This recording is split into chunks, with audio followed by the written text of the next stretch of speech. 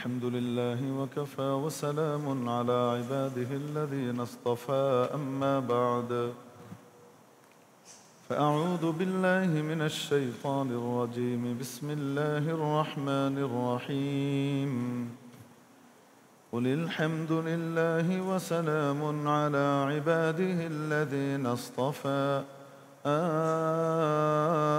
الله خير أما يشركون أمن خلق السماوات والأرض وأنزل لكم من السماء ماء فأنبتنا به حدائق ذات بهجة ما كان لكم أن تنبتوا شجرها أإله مع الله بل هم قوم يعدلون أمن جعل الأرض قرارا وجعل خلالها أنهارا وجعل لها رواسي وجعل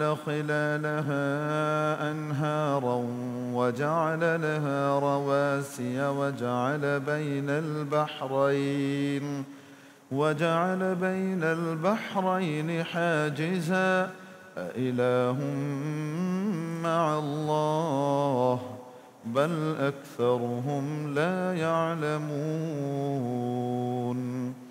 أمن يجيب المضطر إذا دعاه ويكشف السوء ويجعلكم خلفاء الأرض أإله مع الله قليلا ما تذكرون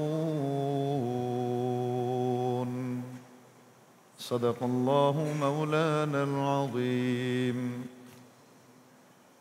উম্মার মাথার মুকুট, জাতির বিবেক, ওয়াজিবুল ইহতিরাম হাদারাতে উলামায়ে কিরাম, আজিজ তালাবা, সর্বস্তরের সম্মানিত মুসল্লিয়ানে ইজাম, পর্দার অন্তরালে আমার পরম শ্রদ্ধেয়া মা ও বোনেরা, আজকে সূরাতুন নামলের 59 নম্বর আয়াত থেকে শুরু করে 62 নম্বর আয়াত পর্যন্ত তিলাওয়াত করা হয়েছে।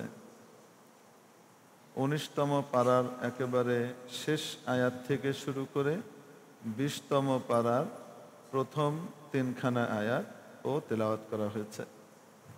ইরশাদ হচ্ছে, আপনি বলুন, সকল প্রশংসা, যাবতীয় প্রশংসা একমাত্র আল্লাহর, আর শান্তি বর্ষিত হোক সে সকল বান্দাদের উপর, আল্লাহর সে সকল বান্দাদের উপর যাদেরকে তিনি বাছাই করেছেন, নির্বাচিত করেছেন, অর্থাৎ তার বাছাইকৃত বান্দাদের উপর শান্তি এবং রহমত বর্ষিত হোক।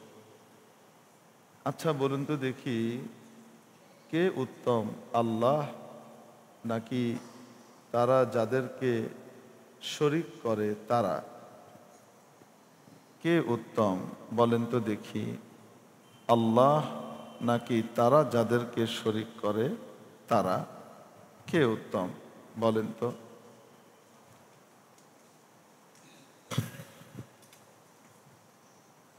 আচ্ছা বলেন তো দেখি, কে সৃষ্টি করেছেন এই বিশাল নভমণ্ডল এবং ভূমণ্ডলকে, এই বিশাল আসমানসমূহ এবং জমিনকে, এবং কে অবতীর্ণ করেন তোমাদের জন্য আকাশ থেকে পানি, এবং এর মাধ্যমে আমি বড় মনোরম সুন্দর বাগ বাগিচা তৈরি করি। তোমাদের সাধ্যে ছিল না যে তোমরা এর গাছগুলো উৎপন্ন করবে। আল্লাহর সাথে কি আর কেউ শরীক আছে? আল্লাহর সাথে কি আরও কেউ মাবুদ রয়েছে, উপাস্য রয়েছে? বরং এরা সত্য বিচ্যুত একটি সম্প্রদায়। আচ্ছা বলুন তো দেখি, কে সৃষ্টি করেছেন, কে বানিয়েছেন এই পৃথিবীকে বাসযোগ্য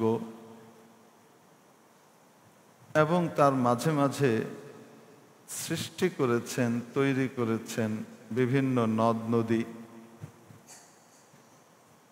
এবং এই জমিনকে স্থিত রাখার জন্য পাহাড় পর্বত রাজিকে কে নির্মাণ করেছেন? কে বানিয়েছেন দুই সাগরের মাঝে অন্তরায়, দুই বিশাল পানি প্রবাহের মাঝে পর্দা? কে সৃষ্টি করেছেন? আল্লাহর সাথে আরো কেউ উপাস্য আছে কি? বরং তাদের অধিকাংশই জানে না, বরং তাদের অধিকাংশের কাছেই প্রকৃত জ্ঞান নেই। আচ্ছা, কে বিপদগ্রস্ত অনাথ নিঃস্বের নিঃসহায়ের ডাকে সাড়া দেন যখন সে ডাকে? কে আছে নিঃসহায় এর ডাকে সাড়া দেন যখন সে ডাকে? বিপদকে দূর করে দেন এবং তোমাদেরকে বানান পৃথিবীতে পূর্ববর্তীদের স্থলাভিষিক্ত। পূর্ববর্তীরা চলে যায়, তাদের জায়গায় তোমরা আসো, তাদের জায়গাগুলোকে তোমরা আবাদ করো। কে তোমাদেরকে এই স্থলাভিষিক্ত বানান? আল্লাহর সাথে আরো কোনো উপাস্য আছে কি? কত কম তোমরা নসিহত কবুল করো, কত কম তোমরা চিন্তা করো, ভাবো। এই কথাগুলো আল্লাহ তাআলা এখানে উল্লেখ করলেন। আমাদেরকে আসলে আমাদের বিবেককে নাড়া দেবার জন্য কিছু মৌলিক বড় সৃষ্টির কথা আল্লাহ পাক উল্লেখ করে দিলেন। আমরা যে পৃথিবীতে বসবাস করছি, আমরা মনে করি আমরাই করি, কিন্তু আমরা এখানে টিকে থাকবার জন্য যে পরিবেশটা তৈরি করা দরকার, সেই পরিবেশটা কে তৈরি করেছেন? পৃথিবীতে যদি আকাশ থেকে বাড়ি বর্ষণ বন্ধ হয়ে যায়, আকাশ থেকে আর বৃষ্টি হয় না, যদি অবস্থাটা এমন হয়ে যায় ভূগর্ভস্থ পানিও তলিয়ে যাবে, নিচে চলে যাবে, সূর্যের তাপে বাষ্প হয়ে পানিগুলো আস্তে আস্তে উপরে উড়ে চলে যাবে। যদি বৃষ্টি না হয়, বৃষ্টিটা নাজিল করেন কে? বা বাষ্প হলো না, বাষ্পায়িত না করে ওটাকে আল্লাহ শুকিয়ে ফেললেন, তাহলে সাগরের পানিও তো একদিন শুকিয়ে যাবে। তোমরা পানি কোথায় পাবে? তো বিশাল ব্যবস্থাপনা করেছেন কে? আল্লাহ। তো আল্লাহ তাআলা প্রথমেই প্রশ্ন রেখে তারপর কারণগুলো যেন আমরা কি করতে পারি, মনে করতে পারি। কেন আল্লাহ শ্রেষ্ঠ, কেন আল্লাহ শ্রেষ্ঠ, আল্লাহর সাথে আর কেউ নাই, কেন কেন কেন? কবি মুহিব খান সাহেবের একটা না একাধিক ওনার ইসলামী জাগরণী সঙ্গীত আছে, যেগুলো কেন দিয়ে শুরু হয়। সারা দুনিয়ার কেন উনি নিয়ে এসেছেন। কেন এটা হয়, কেন এটা হয়, কেন এটা হয়। এই কৌতূহল তৈরি করে তারপর যখন কারণগুলো আসতে থাকে, তখন সেটা হৃদয়ের মধ্যে অধিকতর বদ্ধমূল হয়। এজন্য আল্লাহ পাক প্রথমেই একটা কোশ্চেন আমাদের কাছে থ্রো করলেন। তার আগে উত্তরটা কি হতে পারে তার দিকে ইঙ্গিত করে দিলেন। নবী, আপনি বলে দেন, যত প্রশংসা হতে পারে, যত গুণকীর্তন হতে পারে, সে সবগুলো আল্লাহর। অর্থাৎ যেগুলো তোমরা দেখো ভালো কিছু, কারো পক্ষ থেকে দেখো বা অন্য কারো কাছ থেকে দেখো, এই গুণগুলাও তৈরি করে দিয়েছেন কে? আল্লাহ। এই সবগুলোই আল্লাহর দিকেই ফিরে। এই জন্য যাবতীয় প্রশংসার মালিক একমাত্র আল্লাহ। আর আল্লাহ যাদেরকে বাছাই করেন তারা শান্তি পায়, তাদের প্রতি আল্লাহর রহমত, করুণা এবং দয়া, শান্তি বর্ষিত হতে থাকে। অতএব বলার উদ্দেশ্য হলো, অতএব হে আমার বান্দারা, তোমরাও আমার বাছাইকৃত বান্দাদের ভেতরে অন্তর্ভুক্ত হওয়ার চেষ্টা করো। আমার যে প্রিয় বান্দারা আছে তাদের অন্তর্ভুক্ত হবার জন্য তোমরা চেষ্টা করো। যদি তোমরা আমার প্রিয় বান্দাদের অন্তর্ভুক্ত হয়ে যেতে পারো, তাহলে পরকাল এবং ইহকাল শান্তি আর শান্তি, শান্তি আর শান্তি, অকল্পনীয় শান্তি। যদি আমার প্রিয় বান্দাদের অন্তর্ভুক্ত হতে না পারো, শান্তির জায়গাতে অশান্তি তৈরি হবে। শান্তির উৎসে অশান্তি দেখা দেবে, যেখান থেকে শান্তি আসার কথা ওখানে অশান্তি দেখা দেবে। এক বুজুর্গ বলতেন যে আল্লাহ আমার উপরে খুশি নাকি নারাজ, এটা আমি বেগম সাহেবের কাছে গেলেই বুঝতে পারি। কেন? যদি আল্লাহ আমার উপরে খুশি থাকেন, আমার বেগম সাহেবও আমার উপরে খুশি থাকে। আর আমার কোনো আমলের কারণে যদি আল্লাহ নারাজ হয়ে যান, তাহলে আল্লাহ বেগম সাহেবাকে কি করে দেন? নারাজ করে দেন। তখন সে আমার সাথে অস্বাভাবিক আচরণ করে, রাগারাগি করে। এটার দোষ তাকে দিই না, এটার দোষ তো আমি আমাকে দিই। কারণ আমার তখন মনে হয় যে এক্স-রে রিপোর্ট এসছে, তাড়াতাড়ি তুমি আল্লাহর সাথে সম্পর্ক নতুন করে পুনঃস্থাপন করো। ওখানে সম্পর্ক ঠিক হলে এখানে সম্পর্ক ঠিক হয়ে যাবে। ওখানে গড়বড় দেখা দিলে এখানে গড়বড় দেখা দিবে। অভাব কেন দেখা দেয়? ভাব না থাকার কারণে। সেটা টাকা পয়সার অভাব হোক, শান্তির অভাব হোক, হৃদয়ের প্রশান্তির অভাব হোক, যত রকমের অভাব আছে। কেন নাই? অভাব কেন দেখা দেয়? ভাব নাই, তাই। ভাব বোঝেন তো? আমাদের মেহেরপুর, যশোর, খুলনা ও সমস্ত অঞ্চলে প্রেম ভালোবাসাকে ভাব বলে। হ্যাঁ, কেউ কারোর সাথে একটু মহব্বত লাগলে বলতো ও ভাব করে বেড়াচ্ছে। ভাব করে বেড়াচ্ছে মানে প্রেম করে বেড়াচ্ছে। তো ভাব মানে কি? ভালোবাসা, মহব্বত। আল্লাহর সাথে যখন মহব্বতের ঘাটতি হয়, ভালোবাসার ভিতরে টানাপোড়েন শুরু হয়, তখন জমিনওয়ালাদের ভিতরে টানাপোড়েন শুরু হয়। বোঝাতে পারি নাই তো? বুজুর্গ বলেন, আমার বেগম সাহেবাকে দেখলে আমি বুঝতে পারি যে আল্লাহ পাক আমার উপরে কি খুশি না কোনো কারণে নারাজ। বেগম সাহেবা খুব খুশি, তাহলে বুঝতে হবে আল্লাহ আমার উপরে নিশ্চয়ই খুশি। বেগম সাহেবা হঠাৎ গরম হলো কেন? কারণ আল্লাহ পাক গরম করে দিছেন। কর্মচারী হঠাৎ গরম হলো কেন? আল্লাহ গরম করে দিছেন। মালিক হঠাৎ গরম হয়ে গেল কেন? আল্লাহ গরম করে দিয়েছেন। বস হঠাৎ উল্টো হয়ে গেল কেন? আল্লাহ উল্টো করে দিয়েছেন। যেখানে ভাবের অভাব, ওই আসল জায়গাতে ভাব স্থাপন করলেই সব জায়গাতেই অভাব দূর হয়ে যাবে ইনশাআল্লাহ। অভাব কেন আসে? ভাব নাই, তাই।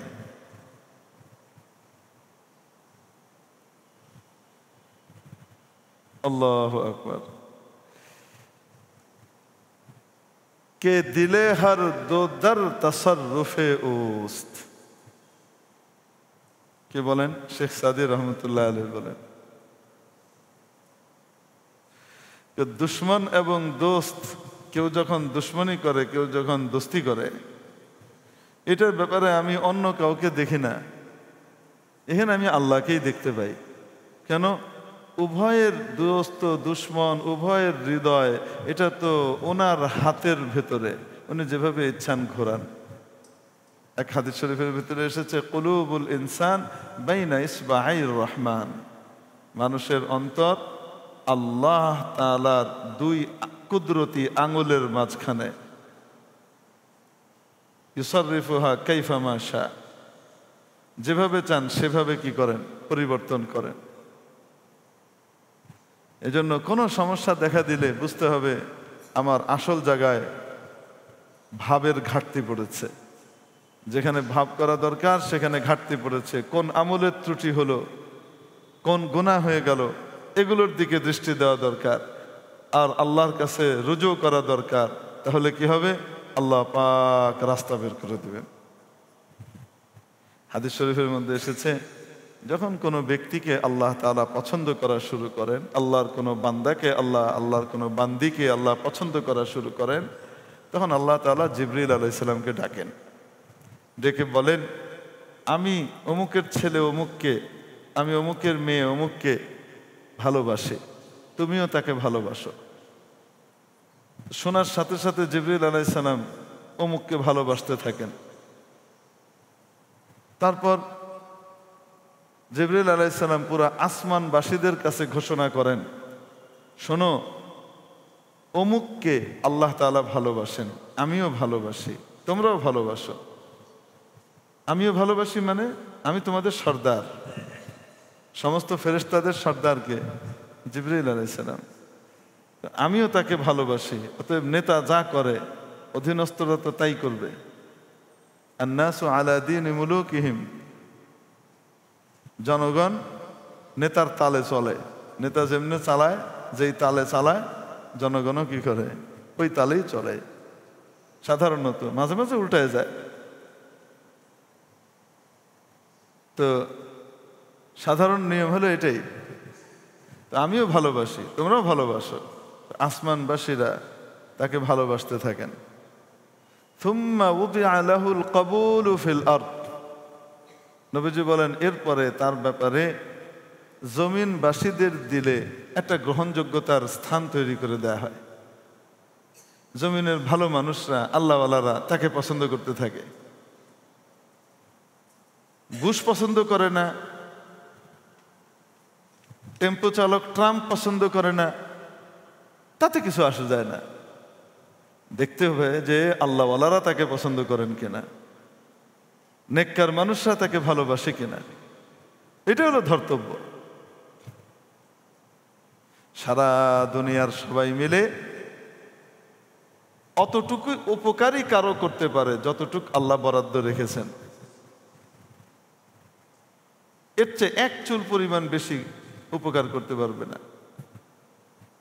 ওয়া'লাম আন্নাল উম্মাতা লাউ ইজতামাআত আলা আন ইয়ানফাউকা বিশাইইন লা ইয়ানফাউকা বিশাইইন ইল্লা মা ক্বাদ কাতাবাল্লাহু লাক। হযরত আব্দুল্লাহ ইবনে আব্বাস রাদিয়াল্লাহু তাআলা আনহুমা, নবীজির চাচাতো ভাই আবার ভাগিনাও। কয়টা কেমনে হইল? চাচাতো ভাই আবার ভাগিনা হয় কেমনে? চাচাতো ভাই এই হিসাবে ওনার চাচা হযরত আব্বাস রাদিয়াল্লাহু তাআলা আনহুর ছেলে উনি, তাই চাচাতো ভাই। আবার ভাগিনা এই হিসেবে আম্মাজান হযরত মাইমুনা রাদিয়াল্লাহু তাআলা আনহা ছিলেন, নবীজির স্ত্রী আম্মাজান মাইমুনা রাদিয়াল্লাহু তাআলা আনহা ছিলেন ওনার খালা, আব্দুল্লাহ ইবনে আব্বাসের খালা। তো নবীজি সেই হিসেবে খালু। বুঝাতে পারি নাই? একদিক থেকে চাচাতো ভাই নবীজি, আর আরেক দিক থেকে ইবনে আব্বাসের খালু। মজার জিনিস না? সুবহানাল্লাহ। আমাদের দেশে বলবো ইয়াল্লা ইয়াল্লা ইয়াল্লা, এটা কি ব্যা করছে, এটা কোনো কথা হইল? ময়মনসিংহে বলবে আর কি, আপনাদের অঞ্চলে বলবে না। তো ইবনে আব্বাস রাদিয়াল্লাহু তাআলা আনহুমাকে রাসূল সাল্লাল্লাহু আলাইহি ওয়াসাল্লাম কিছু নসিহত করছিলেন বিশেষ একটা সময়ে। ইয়া গুলাম, বৎস, এই বাবু শোনো। তো শোনো বলে কিছু নসিহত করেছেন। তার ভিতরে করতে করতে এই জায়গাতে এসে বলছেন, শোনো, যদি গোটা পৃথিবীর সবাই মিলে ঐক্যবদ্ধ হয় যে তোমার কোনো উপকার করবে, এক চুল পরিমাণ উপকার করতে পারবে না, অতটুকুই পারবে যতটুকু আল্লাহ তোমার কপালে লিখে রেখেছেন। ইল্লা মা ক্বাদ কাতাবাল্লাহু লাক ওয়া ইন ইজতামাউ আলা আন ইয়াদুররুকা বিশাই, সবাই একত্রিত হয়ে গেছে তোমার ক্ষতি করবে, কিচ্ছু পারবে না, অতটুকুই পারবে। লাম ইয়াদুররুকা বিশাই ইল্লা মা ক্বাদ কাতাবাল্লাহু আলাইক, যতটুকু আল্লাহ তোমার বিরুদ্ধে লিখে রেখেছেন অতটুকুই পারবে, এর চেয়ে বেশি পারবে না। তাহলে সর্বময় ক্ষমতার মালিককে, তাহলে ভালো মন্দের জন্য কার কাছে ফিরা দরকার? আল্লাহর দিকে ফিরা দরকার।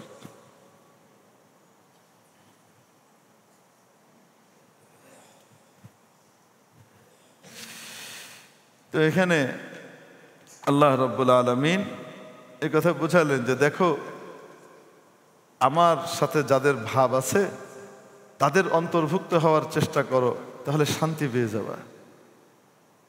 হাজার কোটি টাকার মালিক হওয়ার পরেও শান্তি পেতেও পারে, নাও পেতে পারে। কিছুই নাই, কপর দক্ষিণ, টাকা পয়সা নাই, কত টানাটানি, কাপড় চোপড়ও নাই, লুঙ্গি টুঙ্গিও নাই, শাড়িও নাই, ভালো একটা থ্রি পিস নাই, এটা গহনা নাই, ইমিটেশনের জিনিসও কেনার ক্ষমতা নাই, এমন এক অবস্থা। কিন্তু আল্লাহ পাক দিলের ভিতরে শান্তি দিয়ে দিয়েছেন। ফুটপাতের ভিতরে ঘুমাচ্ছে, আল্লাহ চাইলে শান্তি দিতে পারেন কি পারেন না? কারণ শান্তির উৎসকে আল্লাহ, ওই উৎসের সাথে যার সম্পর্ক হয়ে যাবে তার জন্য শান্তির ফয়সালা হবে। কষ্টের ভিতর দিয়েও আল্লাহ শান্তি দিয়ে দিতে পারেন। মনের ভিতরে বিশাল কষ্ট, মনের বিশাল বেদনা, কিন্তু আল্লাহ পাক শান্তি দিয়ে দিলেন। পারেন কিনা? পারেন। আল্লাহু খায়রুন আম্মা ইউশরিকুন। আচ্ছা, মৌলিক কথা জানিয়ে দিলাম, সকল প্রশংসা আল্লাহ, আর শান্তি বর্ষিত হয় তার নির্বাচিত বান্দাদের উপর। এখন বলো তো দেখি, কে শ্রেষ্ঠ, আল্লাহ নাকি ওরা যাদেরকে ওরা আল্লাহর শরীক সাব্যস্ত করে, যাদের ওরা পূজা করে, যাদের ওরা অর্চনা করে? ওরা সেরা না আল্লাহ সেরা? কে সেরা? সমস্ত প্রশংসা যার, সমস্ত শান্তির আধার যিনি, তিনিই তো কে সবচেয়ে সেরা। এরপরে কারণগুলা বলে দিচ্ছেন। এই যে বিশাল আকাশ নভমণ্ডল দেখতে পাও, মহাশূন্য দেখতে পাও, আর এই যে পৃথিবী দেখতে পাও, এই পৃথিবী কে তৈরি করেছে?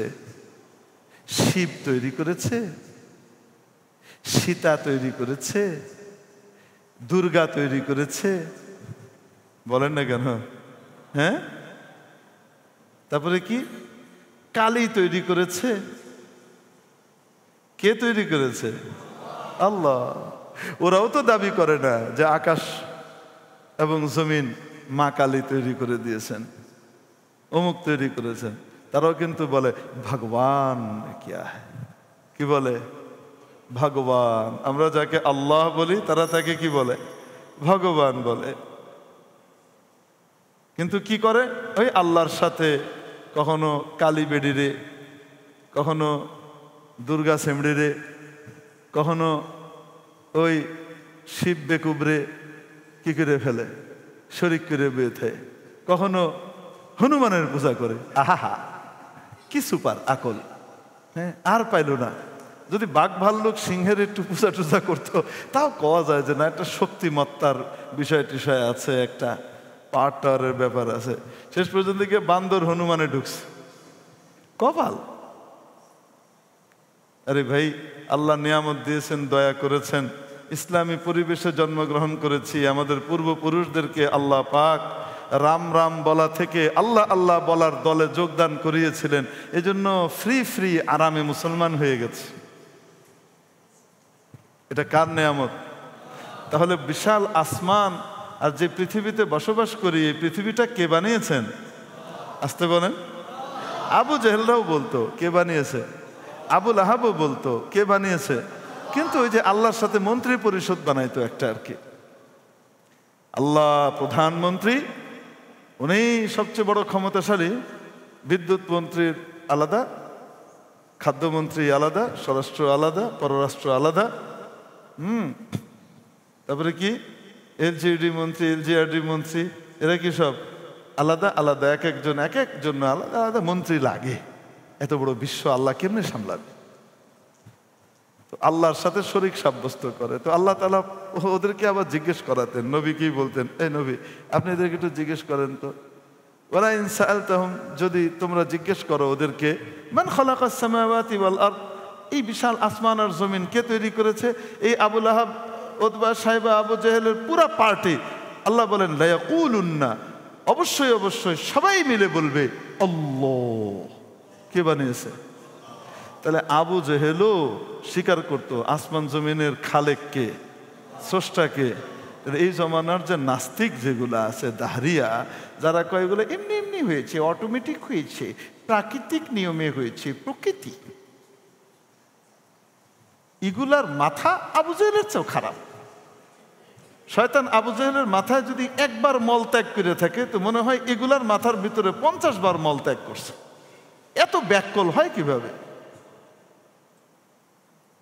এক দাহরিয়ার সাথে, এক নাস্তিকের সাথে, যেগুলো যারা বলে অটোমেটিক হয়, কি হয়? পৃথিবীতে এরকম অনেক মানুষ আছে, খুব ভালো আচরণ, আখলাক ভালো, বড় জ্ঞানী, বিজ্ঞানী, এই ওই সব, কিন্তু আকলের ভিতরে ইবলিস মিয়া কি করে দিছে? মলমূত্র দুটো একসাথে ত্যাগ করেছে, একদম নাপাক করে দিছে। পাগলের দল আসল জিনিসই দেখে না। তো এটা এই যুগের সমস্যা না, আরো বহু আগ থেকে এই সমস্যা ছিল। এর মস্ত পাগল, কিন্তু পাগল আবার নিজেকে সবচেয়ে বেশি সুস্থ মনে করে। কিন্তু পাগল মনে করে আমি সুস্থ, বাকি সব পাগল। বুঝেন নাই? হ্যাঁ, হযরত মাওলানা মুফতি দিলাওয়ার সাহেব দামাত বারাকাতুহুম, বাংলাদেশের একজন প্রথিত যশা আলেম মুফতি, উনি একবার একটা ঘটনা শোনাচ্ছিলেন, রূপক ঘটনা, যা বুঝছি, মানে একটা কাহিনীর মতো আর কি, বোঝানোর জন্য। অনেক সময় রম্য রচনা আসে না, ওরকম শোনাচ্ছিলেন যে বাংলাদেশে পাবনায় একটা মেন্টাল হসপিটাল আছে না, ওখানে একবার পাকিস্তানের স্বাস্থ্যমন্ত্রী, বাংলাদেশের স্বাস্থ্যমন্ত্রী দুইজন পরিদর্শনে গিয়েছেন। তো ওখানকার যে দায়িত্বশীল ছিলেন উনি বলেছেন, স্যার, পাগলরা কিন্তু বেশি লোকজন দেখলে ভয় পেয়ে যায়, এই জন্য বেশি লোক সমাগম করা যাবে না, আমি থাকবো, যেহেতু আমাকে চিনে ওরা, আপনি আর স্যার থাকলেন, বেশি লোক থাকা যাবে না, 2-3 জন। তো ওনারা যেহেতু মন্ত্রী হয়েছেন, অনেক কিল গুতা খেয়ে, ঘুষি খেয়ে তো মন্ত্রী হয়েছেন, তাই না? মানে সরাসরি ঘুষি না খাক, মানুষের মুখের ঘুষি, লাথি জুতা তো কম খায় নেই, ওটা তো আছে, ফ্রি ফ্রি পাইতে হয় এই লাইনে গেলে। তো ভালো হিম্মত আছে, তো আমাদের অসুবিধা নাই, চলেন আমরাই যাব, বডিগার্ড লাগবে না। এখন ভিতরে যাওয়ার পরে এক চিকিৎসা হতে হতে কিছুটা ভালো হয়েছে, এখনো পুরা ভালো হয়নি। এরকম পাগল আছে না, ফুল পাগল থেকে এখন হাফ পাগলে এসে পৌঁছাইছে, আধা সুস্থ আদায়ে। তো ঢুকে ওরকম একজনের সাথে দেখা, তো স্বাস্থ্যমন্ত্রী জিজ্ঞেস করেছেন, কি নাম তোমার, কেমন আছো? কি নাম তোমার? খাতির লাগাইতেছে, আপনাকে? পাগলের মেজাজ খারাপ হয়ে গেছে। আপনি কে? তো বলছে, আমি যে বাংলাদেশের স্বাস্থ্যমন্ত্রী, ইনি পাকিস্তানের স্বাস্থ্যমন্ত্রী, আমরা এসেছি তোমাদেরকে দেখতে, তোমরা কেমন আছো? তো পাগল তো ফুল না, আধা পাগল না, কিছু ভালো হয়েছে। তো সে বলছে, মুফতি দেলোয়ার সাহেব হুজুরের বলার ভঙ্গিটা বড় অদ্ভুত ছিল, হ হ, এরকম বড় বড় কথা অনেকেই বলে, এখানে এসে কিছুদিন থাকলে ঠিকঠাক হয়ে যায়। মানে এই পাগল এদেরকে কি মনে করতেছে? পাগল। তো দুনিয়ার যে পাগল, এই সমস্ত পাগলরা যখন আল্লাহওয়ালাদেরকে দেখে, আসল সুস্থ মানুষদেরকে দেখে, বুদ্ধিমানদেরকে দেখে, তখন তাদেরকে পাগল মনে করে। হযরত জি মাওলানা ইলিয়াস সাহেব রহমতুল্লাহ আলাইহি বলতেন, আমরা যদি সাহাবায়ে কেরামকে দেখতাম, নবীজির সাহাবীদেরকে দেখতাম, তাহলে আমরা বলতাম এ তো বদ্ধ উম্মাদ, সব পাগল। আমরা বলতাম এরা পাগল কেন? এদের মাথায় আখেরাত ছাড়া কিছুই নাই, খালি আখেরাত আখেরাত আখেরাত আখেরাত। আরে দুনিয়াতে আসো, দুনিয়ার কিছু লাগবে না। এদের দুনিয়াতেও যদি কোনো সময় ঢুকে, তো সেই দুনিয়ার ভিতরেও তারা আখেরাত দেখতে থাকে। বড় ব্যবসায়ীও যদি হয়, তো সেটার ভিতরেও আখেরাত তালাশ করে। বড় পদবিধারীও যদি হয়, তো সেখানেও আখেরাত তালাশ করে। সাধারণ ছোটখাটো কাজ করে, তো সেখানেও আখেরাত তালাশ করে, খালি আখেরাত। আখেরাতের লাভ নাই, ওই কাম করে না। আখেরাতে লাভ আছে তো ওই কামে আগায়। রাজনীতি করে, তাও আখেরাত। মিল ফ্যাক্টরি ইন্ডাস্ট্রি প্রতিষ্ঠা করে, সেখানেও আখেরাত।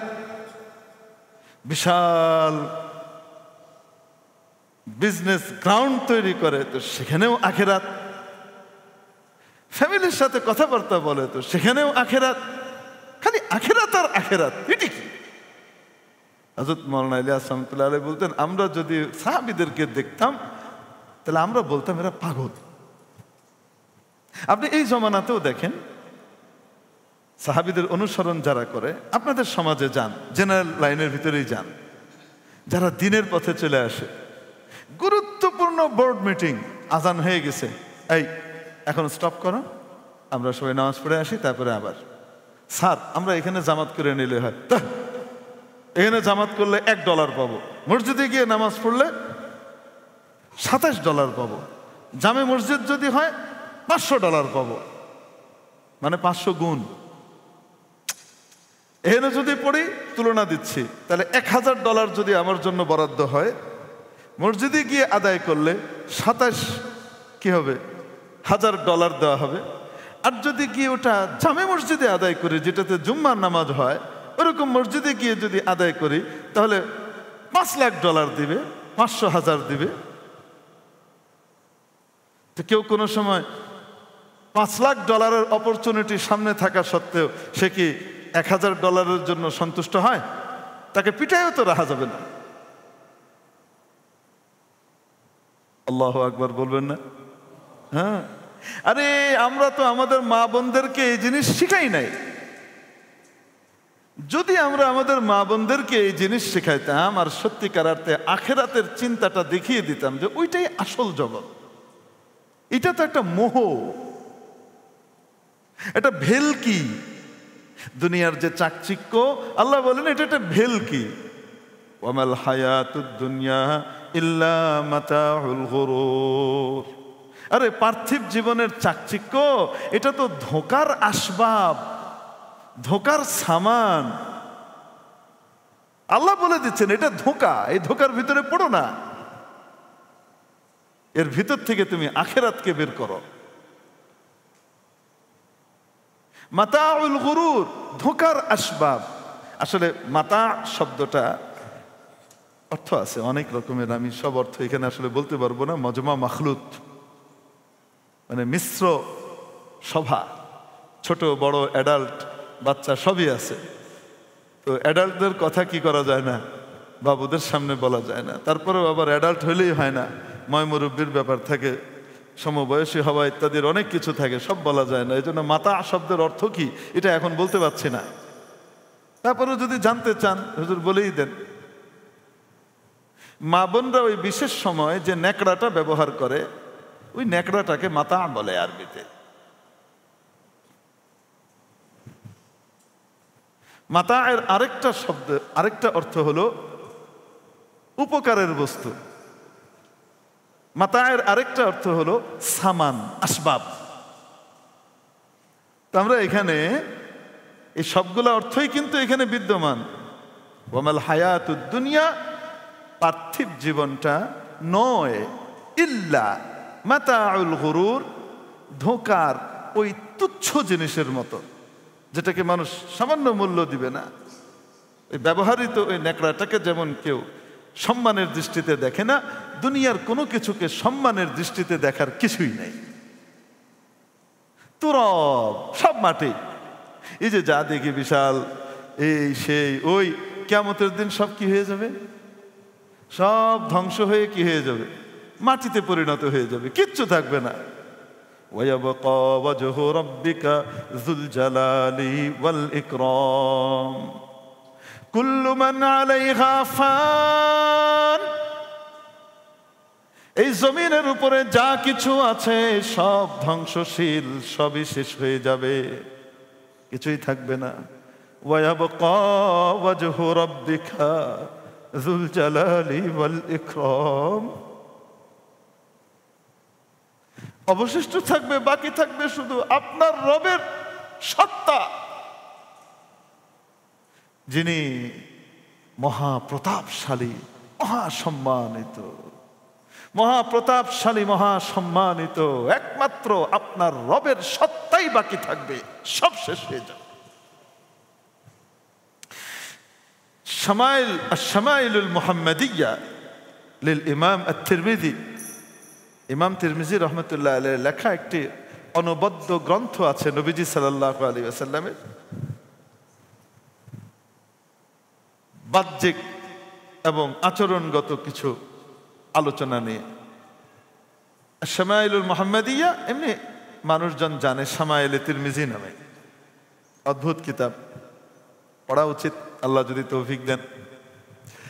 শামাইলে তিরমিজির ভিতরে একটা হাদিস আছে, সেখানে রাসূল পাক সাল্লাল্লাহু আলাইহি সাল্লাম জাহিলি যুগের একজন কবির একটি পংক্তি এটার প্রশংসা করছেন, মানে সে বড় সত্য কথা বলেছে। কবি ছিল জাহিলি যুগের, কিন্তু কথাটা একদম নিরেট খাঁটি বাস্তব। কাফের ছিল কিন্তু কথাটা বড় চমৎকার। তো নবীজি প্রশংসা করছেন তারই কথা। সেই কবির নাম ছিল লবিদ ইবনে রবিআ, প্রবাদ তুল্য কবি ছিল। তো লবিদ একটা কথা বলেছিলেন, আলা কুল্লু শাইইন মা খালাল্লাহ বাতিলু ওয়া কুল্লু নাঈমিন লা মুহালা তাযাইলু। শুনে নাও, একমাত্র আল্লাহ ছাড়া যা আছে সব শেষ হয়ে যাবে। শুধু আল্লাহই থাকবেন, আর কেউ থাকবে না, সব শেষ হয়ে যাবে। এবং যত নিয়ামত আছে পৃথিবীতে, যত নিয়ামত রাজি তোমরা দেখো, যত ভালো কিছু দেখতে পাও, উপলব্ধি করো আর না করো, এগুলো নিশ্চিতভাবে শেষ হয়েই যাবে। এটা থাকবে না।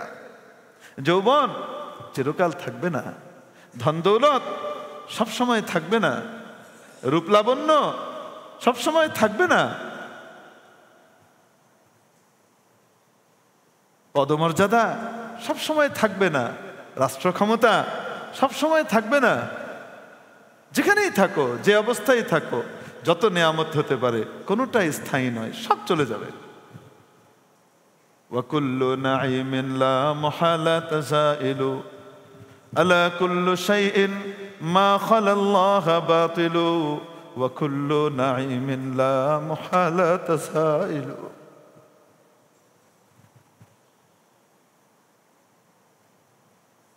দুনিয়ার জিন্দগিটা, এটার ভিতরে আমরা কি পরিমাণ মেতে থাকি, কয়দিন থাকবো কোনো নিশ্চয়তা নাই। মজলিসে বসে আছে, মজলিস থেকে উঠে বাড়ি যেতে পারবো, এতটুকু নিশ্চয়তা কেউ দিতে পারবে না। এই অনিশ্চিত জীবনের জন্য জীবনের সবকিছু বরবাদ করে দিই। আর চিরস্থায়ী যে জীবন, যে জীবনের সূচনা আছে কিন্তু কোনো অন্ত নাই, সেই জীবনের জন্য কোনো চেষ্টাই নাই, কোনো ফিকিরই নাই। আবার আমরা নিজেদেরকে বড় পণ্ডিত মনে করি, বড় বুদ্ধিমান মনে করি। দুনিয়ার মধ্যে যারা নিজেদের সবকিছুকে ডুবিয়ে দিয়েছে, মনে রাখবেন দুনিয়া থাকা খারাপ নয়, কিন্তু দুনিয়ার ভালোবাসা হৃদয়ে ঢোকা এটা খারাপ। দুনিয়া থাকা এটাকে আল্লাহ নিষেধ করেন নাই, রাসূলও নিষেধ করেন নাই। কেউ যদি দুনিয়ার ভিতরে থেকেও আল্লাহকে স্মরণ করতে পারে প্রতি মুহূর্তে, তার এই দুনিয়া তাকে জান্নাতে নেবে, এই নিয়ামত তাকে জান্নাতে নেবে। কিন্তু সবার ক্ষমতা এটা নয়, থাকে না যে দুনিয়া আসলেই আল্লাহকে সে মনে রাখবে সব মুহূর্তে। এটা বড় কঠিন জিনিস। হ্যাঁ, দুনিয়ার ভালোবাসা যদি দিলে ঢুকে যায় সবকিছু বরবাদ হয়ে যায়। পার্থিব জীবনের মায়া এটা মানুষকে শেষ করে দেয়, দিন ঈমান আমল সব বরবাদ করে দেয়। এই যে আয়াতটির শেষ অংশ পড়লাম না, এটা শুরু অংশ কি? আল্লাহ কি বলেন? কুল্লু নাফসিন যায়িকাতুল মাউত। কি নিয়ে এত মাতামাতি? সূরা আলে ইমরানের 185 নম্বর আয়াত গালিবান। কি নিয়ে এত মাতামাতি তোমাদের? আরে প্রত্যেক প্রাণী তো মৃত্যুর স্বাদ গ্রহণ করবে। মারা গেলে তুমি কোথায় যাবে একটু কল্পনা করো তো দেখি। তোমার কবরের ফার্স্ট নাইটটা কেমন হবে একটু কল্পনা করো তো। আজকে তুমি হঠাৎ দুনিয়া থেকে চলে গেছো, তোমার বাড়ি, তোমার গাড়ি, তোমার দামি দামি আসবাবপত্র, তোমার এই সব কিছু যেমন আছে তেমনই পড়ে থাকবে। তোমার বাবা, তোমার মা, তোমার আত্মীয় স্বজন, তোমার ছেলেবেলে, তোমার স্ত্রী, তোমার স্বামী, সবাই যথাযথ জায়গায় আছে। সেই চাঁদ আগের মতো উঠছে, সেই সূর্য আগের মতো আসে আর ডুবে, পৃথিবীর গতি সবকিছুই ঠিক আছে, শুধু তুমি এখানে নাই। তোমার অবস্থাটা কি? যেই স্ত্রীকে তুমি এতটা ভালোবাসতে যে তাকে ছাড়া তুমি রাতের ঘুম ঠিক মতো আরামে ঘুমাতে পারতে না, যেখানেই থাকো তুমি চলে আসতে তোমার স্ত্রীর সাথে ঘুমাবার জন্য। তোমার স্ত্রী নিচে শুয়েছে, তুমি উপরে শুয়েছ, খাটটা উপর নিচ হয়েছে, এতটুকু তোমার সহ্য হতো না, সারা রাত তুমি কষ্টের ভিতর দিয়ে কাটিয়ে দিতে। সেই স্ত্রী ইন্তেকাল করেছে, এখন আর তুমি তাকে স্ত্রী বলছো না। এতক্ষণ সবাই চাচা বলতো, মামা বলতো, খালা বলতো, খালা বলতো, কেউ ফুফু বলতো, কেউ খালা বলতো, কেউ মামি বলতো, কেউ মা বলতো। এখন কি বলছে? লাশ। লাশটা কোথায়? লাশটা কোথায়? সবাই জিজ্ঞেস করে লাশ কোথায়। খুব কম লোকে জিজ্ঞেস করে মামি কোথায়। খুব কম লোকে জিজ্ঞেস করে মাকে কোথায় রাখা হয়েছে, এবং বলে মার লাশ কোথায়। অবস্থা কি?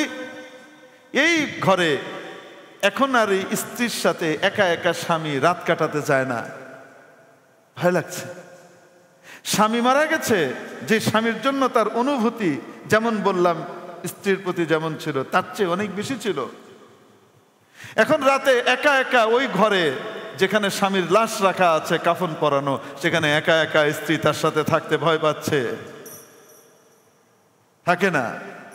কার জন্য? সন্তান, সন্ততি তোমার জন্য যে জায়গা বরাদ্দ করবে তুমি কি জানো? দুনিয়ার দিকে তাকাও, তাহলেই তুমি বুঝবা কে তোমার আপন। তাকাও দুনিয়ার দিকে।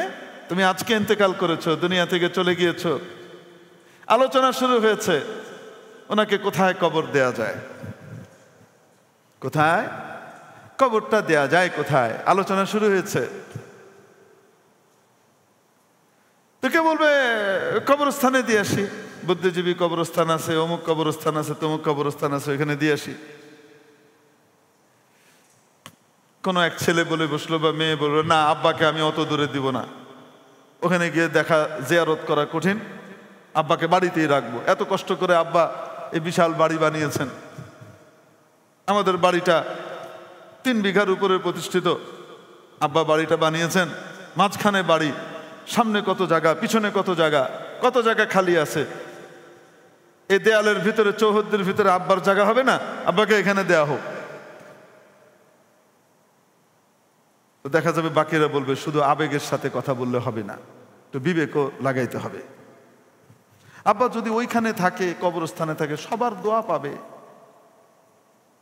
কেউ কেউ তো দিল থেকে বলতেছে, আবার কেউ কেউ চিন্তা করতেছে এই জায়গাটা নষ্ট হইব, ভাগ বটোয়ারার ভিতরে বাঁকাচোরা হয়ে যাবে। আচ্ছা তা যদি নাও হয়, না ঠিক আছে আব্বাকে এখানেই রাখি আমরা। আব্বাকে আম্মাকে দাফন করার জন্য জায়গা কোনটা নির্ধারণ করবে? ঠিক বাড়ির সামনে যে একদম ক্রিম জোন, রাস্তার সাথে যে চমৎকার জায়গাটা, যেটা ভবিষ্যতে একটা কমার্শিয়াল স্পেস হতে পারে, বহুতল ভবনের জায়গা হতে পারে, চমৎকার একটা সামনের জায়গা, সামনে বাগান, ওই বাগানের ভিতরে ঠিক মাঝ বরাবর জায়গাটা নির্ধারণ হয়, তাই না? বলেন, বাস্তবতা বলেন। আপনার বাড়ির ভিতরে যেই জায়গাটা সবচেয়ে নজরে পড়ার মতো, নজর কাড়া যে জায়গাটা, সেই জায়গাটাই তো দাফনের জন্য বরাদ্দ হয়, বাড়ির সামনের দিকেও বরাদ্দ হয় না। আব্বা আখেরাতে চলে গেছে, আম্মা আখেরাতে চলে গেছে, উনাদের দুনিয়া দিয়ে কিছু আছে নাকি? ওনাদের জন্য পিছনে সুন্দর করে একটা ব্যবস্থা করে দিই। কি কয়? পিছনে সুন্দর করে ব্যবস্থা করে দিই। ওই যে আর্ধেকটা ডিম দিলুম, গোটাটাই খাবেন কিন্তু দাদা। গোটা একটা শব্দ আছে, কিন্তু সেই গোটা কিন্তু গোটা আন্ডার না, আদা আন্ডার। বুঝেন নাই মনে হয়? ঠিক ওরকম পিছনে নিরিবিলি সুন্দর একটা জায়গা দেয় আব্বাকে। আরে সামনে যদি হইতো, সুন্দর জায়গা হইতো, আইতে যাইতেই তো আব্বাকে দেখতা, আম্মাকে দেখতা, দাঁড়ায় কিছু তেলাওয়াত করতা, একটু স্মরণ করতা। পিছনে হওয়ার কারণে বাড়ির পিছনে কে যায়? যে বাচ্চা কাচ্চার জন্য, যে নাতিপুতির জন্য, যে স্ত্রীর জন্য, যে স্বামীর জন্য এত মায়া, এত কিছু দুনিয়া বানাতে গিয়ে আল্লাহর নাফরমানি করলা। তুমি দুনিয়া থেকে যাওয়ার সাথে সাথে তোমার জন্য বাড়ির সামনের জায়গা নয়, পেছনে একদম ফেলনা জায়গাটা বরাদ্দ হবে, যেটা নিয়ে কারো মাথা ব্যথা হবে না, ভাগ বটোয়ারাতে ঝামেলা হবে না। ভুল বললাম? চিত্রটা চিন্তা করেন বাংলাদেশের। এটাই নিত্যদিনের চিত্র। অতীতের অন্যদের সাথে যা হয়েছে আমার আপনার সাথে এর চেয়ে ভালো হবে না। তারপরে ধুয়ে টুয়ে পরিষ্কার করে নামাজ টামাজ পড়ে গিয়ে কবরে রেখে আসছে। কেউ গেছে তো? প্রথম রাতটা কবরের ভিতরে আমার আপনার কেমন হবে একটু কল্পনা করে দেখি না। ওখানে তো হাজার হাজার বছর থাকা লাগবে, লাখ লাখ বছর থাকা লাগবে। কত বছর থাকা লাগবে জানি না তো। কারণ কিয়ামত যখন হবে, সিংহা প্রথমবার সিংহা ফুঁক দেওয়ার পরে, এর পরের সিংহা ফুঁক দেওয়ার আগে 40,000 বছর পার হবে। এরও পরে আবার সিংহা ফুঁক দিবে। তৃতীয় সিংহায় সব গিয়ে আমরা হাজির হব।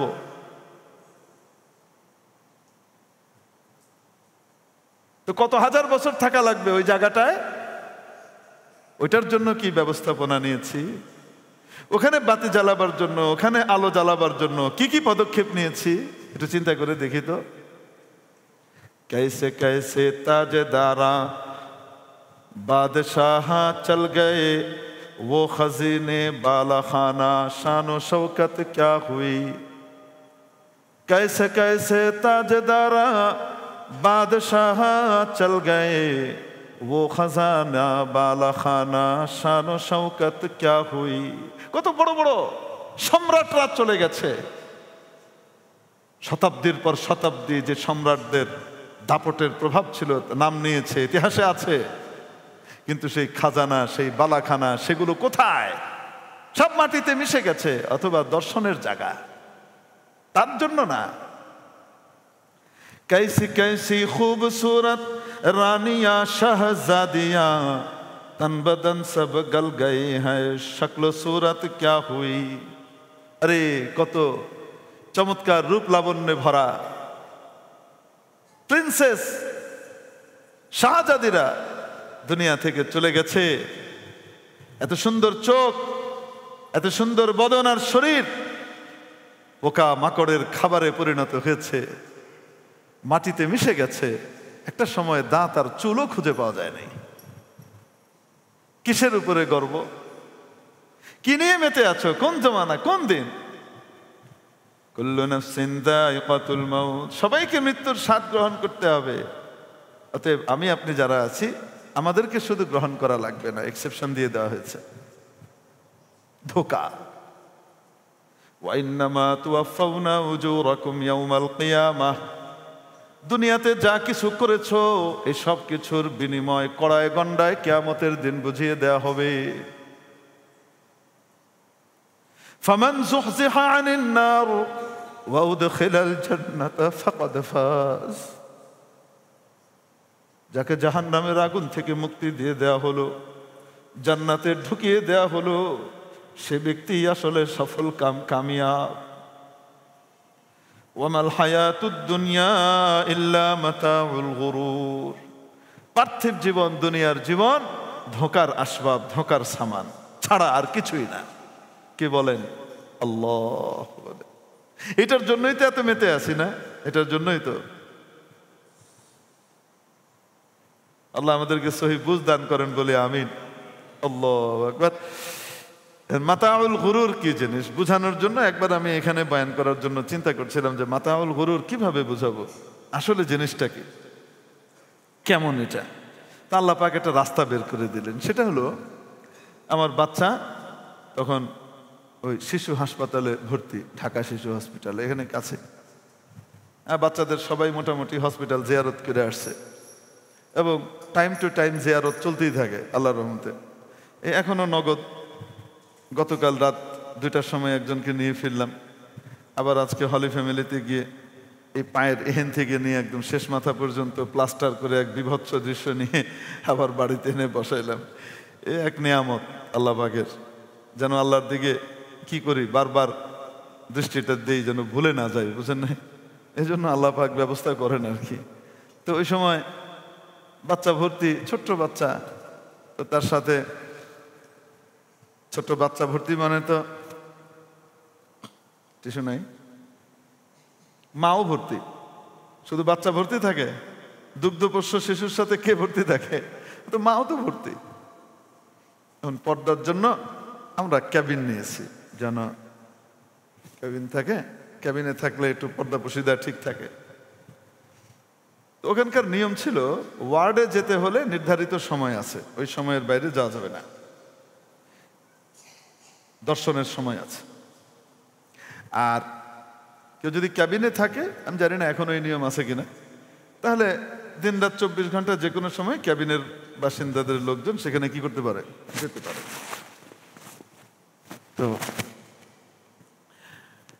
তো আমি যাতায়াত করি, ওখানে যে দারোয়ান ভাই যারা আছেন তারা তো চেনেন মোটামুটি, মানে মুখ চেনা হয়েছে এই হিসাবে যে এই লোক আসা যাওয়া করে। একদিন বেগম সাহেব আমাকে বললেন বাচ্চার জন্য এটা নিয়ে এসেন বাসা থেকে। তো আমি বাসা থেকে ওই জিনিসটা নিয়ে রওনা হলাম। তো কিসে নিব? তো বিদেশি খুব সুন্দর একটা শপিং ব্যাগ, খুব জমকালো একটা ব্যাগ, চমৎকার দেখতে, মনে হয় যেন এই মাত্র আমেরিকার সবচেয়ে দামি, কি বলে, দুবাইয়ের মনে করেন সবচেয়ে দামি সব থেকে নাজিল হলো, এই টাইপের এক ব্যাগ, খুব সুন্দর দেখতে। ওইটার ভিতরে আমি জিনিসপত্র যে ভরে নিয়ে রওনা হয়েছি। তো এতদিন সাধারণ জিনিসপত্র নিয়ে গেছি, সাধারণ ব্যাগ নিয়ে গেছি, আসছি। তো ওই ভাইদের দিলের ভিতরে কোনো দুষ্টুমি ঢুকে নাই, শয়তানও ঢুকে নাই, বুঝছে সাধারণ মানুষ, এর কাছ থেকে আর কি নিব। যখন এত জমকালো ব্যাগ দেখছে, তো তাদের ভিতরে একজনের মনের ভিতরে আসছে নিশ্চয়ই অনেক পাত্তিওয়ালা, তো এখানে রেস্ট্রিক্টেড, এটা এরকম একটা ধোঁয়া তুলে দিয়ে পয়সা নেওয়া যাবে, বুঝেন না? ভিতরে কি আছে দেখে বলে দেবো এটা নেওয়া যাবে না। তো কি করতে হবে? নিতে হলে একটু খুশি করতে হবে, বুঝেন না? মনে হয় বিভিন্ন ভাষা আছে, খুশি করতে হবে। 10-15 টাকার গু দিয়ে দিলে কি হয়ে যায়? খুশি হয়ে যায়। তো এখন আমাকে হঠাৎ দাঁড় করিয়ে, কোথায় যাবেন? বললাম এত নম্বর ক্যাবিনে যাব। ব্যাগ কি? একদম মেঘস্বরে জিজ্ঞেস করছে, গুরুগম্ভীর আওয়াজ, ব্যাগের ভিতরে কি? তো ওনার চোখের চাহনির সাথে ওনার কণ্ঠের মিল হচ্ছে না, কণ্ঠে উনি রূঢ়তা প্রকাশ করার চেষ্টা করছেন, আর চোখের ভিতরে ঝিলিক মারছে 15 টাকা 20 টাকা, বুঝতে পারছেন? তো দুটো মিলছে না। তো আমি তো বোকা মানুষ, এজন্য একটু বেশি বুঝি আর কি। দিয়ে আমি ব্যাগটা আগিয়ে দিলাম তার দিকে, নেন দেখেন। এখন উনি ব্যাগটা খুলে আনন্দিত চেহারাটা একেবারে মুষড়ে পড়লো, মানে মিইয়ে গেল, কালো হয়ে গেল, আমার কাছে ব্যাগটা ফিরিয়ে দিয়ে বলছে যান। আসলে এই দামি জমকালো ব্যাগের ভিতরে আমার বাচ্চার হাগার পটি ছিল, বুঝতে পারছেন? এই হইল মাতাউল গুরুর।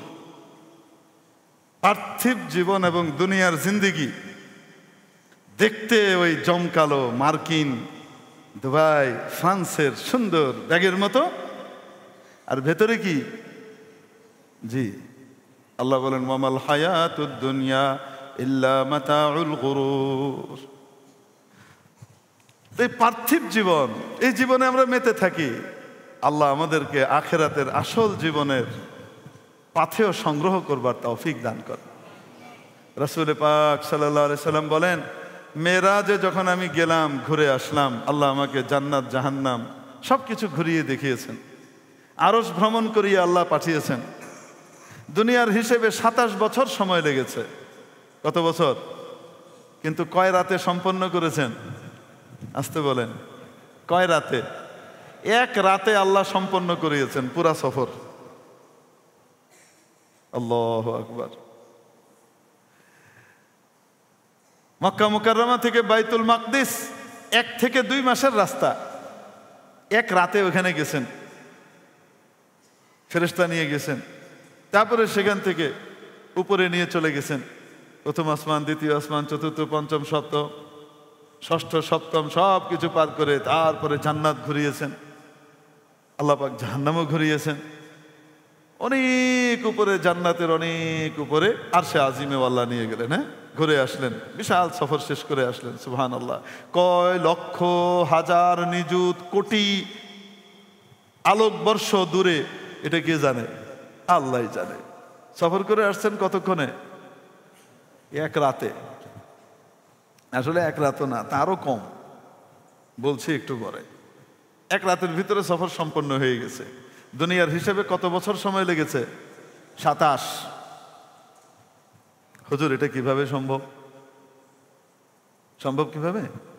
আপনাদের দেশে ভিভিআইপি মুভমেন্ট যখন হয়, প্রেসিডেন্ট যাবেন, প্রধানমন্ত্রী যাবেন, অথবা বিদেশের কোনো বড় উন্নত দেশের প্রধানমন্ত্রী বা প্রেসিডেন্ট এসেছেন, পাত্তিওয়ালা, যে কিছু দেয় টায়, বুঝলেন না, মনে হয় এরকম কিছু। তার কাছে কি ভিক্ষা টিকা চাওয়া যায়? বন্যা হয়েছে, ঝড় হয়েছে, এগুলো বলে টেলে ভিক্ষা টিকা করে কিছু আইনা দেশের ভিতরে ওই টাকাগুলো মাইরা পকেটে বেড়ে বিদেশে আবার পাচার করে, হ্যাঁ, মালয়েশিয়াতে সাহেবপাড়া, কানাডাতে বেগমপাড়া, এগুলো বানানো যায়। বুঝলেন মনে হয় ওরম আর কি।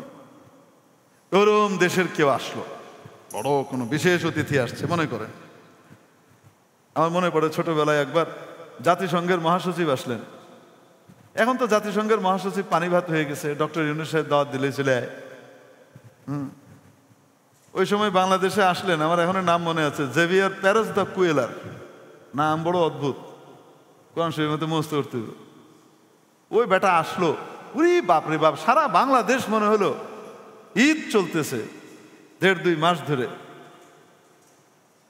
ওই বেটা আসবে, কোথায় আসবে, কিভাবে যাবে, ওই করবে। তারপরে আরেকবার প্রেসিডেন্ট শাহাবুদ্দিন সাহেব, তখন বিচারপতি শাহাবুদ্দিন সাহেব প্রেসিডেন্ট ছিলেন, ওই সময় একবার ক্লিনটন সাহেব আসলেন, পাকিস্তানের কি বলে আমেরিকার প্রেসিডেন্ট। হ্যাঁ, উই আর মোস্ট ওয়েলকাম। তখন বুঝলাম যে ময়মনসিংহ বাড়ি। যত বড় শিক্ষিতই হোক, খুব নামি দামি বিচারপতি ছিলেন এবং আসলে খুব ভালো মানুষ ছিলেন, কিন্তু কিশোরগঞ্জ আর ময়মনসিংহ বাসা ছাড়তারছে না, বুঝছেননি? ফজু পাগলার লাহাইন, উই আর মোস্ট ওয়েলকাম। আমি চিন্তা করছি, ওরে আল্লাহ রে, মোস্ট ওয়েলকাম। ক্লিনটন সাহেব যখন আসছিলেন, তখন মাসখানিক যাবৎ পেপার পত্রিকা সবকিছুর ভিতরে উনি কিভাবে আসবেন, ওনার নিরাপত্তা বাহিনী পুরো আলাদা আসবে, পুরা টিম আসবে, যে গাড়িগুলোতে চড়বেন সেই গাড়িগুলা কয়েকটা আসবে, যেন বোঝা না যায় কোন গাড়িতে উনি আছেন। বুঝতে পেরেছেন? কত কিছু। এরকম বড় কোনো অতিথি যখন আসেন, তখন কি হয় বলেন তো দেখি? যে রুট দিয়ে উনি যাবেন, ওই রুটের আশপাশের যত রাস্তা, শাখা, উপশাখা, প্রশাখা আছে, সব গাড়ি ঘোড়া সহ যে যেখানে আছে স্টপ। একটা লোকও বেরোতে দেয় না। গাড়ি তো দূরের কথা, একটা লোকও বেরোতে দিবে না। প্রুত প্রুত প্রুত চলতে থাকে পুলিশের, অমুক তমুকের ঠেলা ঠেলি, হয় কি না? একেবারে বন্ধ। কেন? বিশেষ অতিথি আসছেন। ভদ্রলোককে একটু খুশি করতে পারলে আমাদের দেশের জন্য কিছু হবে টবে, একটু আশা টাশা আর কি। গরিব দেশ আমরা, কি করবেন, কারণ বিকাশ করে তো চলি। তো এখন ওখানে সব স্টপ, কার গাড়ি যায়, ওই বিশেষ অতিথির বহর যাচ্ছে, পুঁ পা করতে করতে সব মাঝখান দিয়ে সাঁই সাঁই করে চলে গেল। আর সবাই থেমে আছে, কেউ নড়ছে না। আল্লাহ রব্বুল আলমিনের সবচেয়ে প্রিয় বান্দা, বাদাজ খোদা বুজুর্গ তুই কিসসা মুখতাসার। আল্লাহর পরে, আল্লাহর সাথে তো কারো তুলনা চলবে না। সমস্ত সৃষ্টিকুলের ভিতরে তুমি সবার সেরা হে নবী।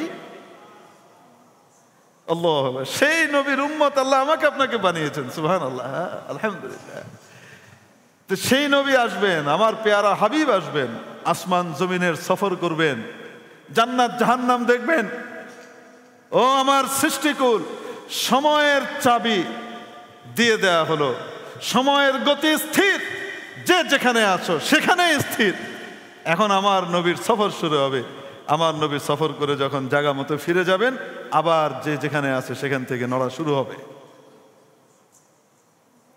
রাসূল সাল্লাল্লাহু আলাইহি ওয়াসাল্লাম ঘুরে আসলেন, এসে দেখেন ওযু যে করেছিলেন ওযুর পানি এখনো গড়িয়ে গড়িয়ে যাচ্ছে। যে ঘর থেকে বেরিয়েছিলেন হযরত উম্মে হানি রাদিয়াল্লাহু তাআলা আনহার ঘর থেকে, ওই যে শিকল যে খোলা হয়েছে, দরজা খোলার কারণে যে উপরে শিকলটা টুকটুক করে নড়ছিল, সেটা এখনো নড়ছে। এটা মাওলা পারেন কি পারেন না? নবীজি সাল্লাল্লাহু আলাইহি ওয়াসাল্লাম বলেন, যখন জান্নাত দেখালাম আমাকে, জান্নাতের প্রধান ফটকের উপরে আমি 3টে লাইন লেখা দেখতে পেলাম। সেই 3টে লাইনের মধ্যে একটা লাইন, মা কদ্দামনা ওয়াজাদনা, যা পাঠিয়েছি তা পরিপূর্ণ পেয়েছি, যে নেকামলগুলো করে পাঠিয়েছি সব পেয়েছি, অর্থ সম্পদ ধন সম্পদ যা কিছু দান করেছি সবগুলো বহুগুণে বেশি করে পেয়েছি। ওয়ামা আকালনা রাবিহনা, যা খেয়েছি যা ভোগ করেছি তাতে লাভবান হয়েছি। ওয়ামা তারাকনা খাসিরনা, যা কিছু জমা করে রেখে এসেছি সবগুলোতেই লুজার হয়েছি, ক্ষতিগ্রস্ত হয়েছি। জান্নাতি কি বলবে সেটা আল্লাহ পাক ওখানে লিখে রেখে দিয়েছেন। আমরা জানতে পারতাম যদি নবীজি না থাকতো। 7 আসমানের উপরে জান্নাতের প্রধান ফটকে কি লেখা আছে, এই বিজ্ঞান পড়ানো হয় মাদ্রাসায়। আর আমরা তো মঙ্গল গ্রহের বিজ্ঞান দেখে চিৎকাই তুই যাই, এখনো প্রথম আসমানে যাইতে পারি নাই। এবং কিয়ামত পর্যন্ত পৃথিবীর কোনো বিজ্ঞান আসমান পর্যন্ত যেতে পারবে না। আল্লাহর ঘোষণা আছে কোরআন শরীফে, কেউই যেতে পারবে না। তারও কত উপরের বিজ্ঞান কোথায় পাওয়া যায়? কোরআনে পাওয়া যায়, হাদিসে পাওয়া যায়, নবীর কথায় পাওয়া যায়। পৃথিবীর কোন বিজ্ঞান বলুক, কোন ব্যক্তিকে কবরস্থ করার পরে মাটির নিচে তার সাথে কি হয়, পৃথিবীর কোন বিজ্ঞানের ক্ষমতা নাই। পৃথিবীর বিজ্ঞানের দৌড় যেখানে শেষ, সেখান থেকে কোরআন এবং সুন্নাহর বিজ্ঞান শুরু হয়। জমিনের নিচের কথা জানিয়ে দিচ্ছে হাজার হাজার বছর আগে কি ঘটেছিল। ইব্রাহিম আলাইহিস সালামের সাথে বিশ্ব সম্রাট নমরুদের, কিভাবে নমরুদকে তিনি নাকানি চুবানি খাইয়েছিলেন, সে পূর্ণ কথোপকথন আমাদের সামনে কোরআনে কারীম জানিয়ে দিচ্ছে।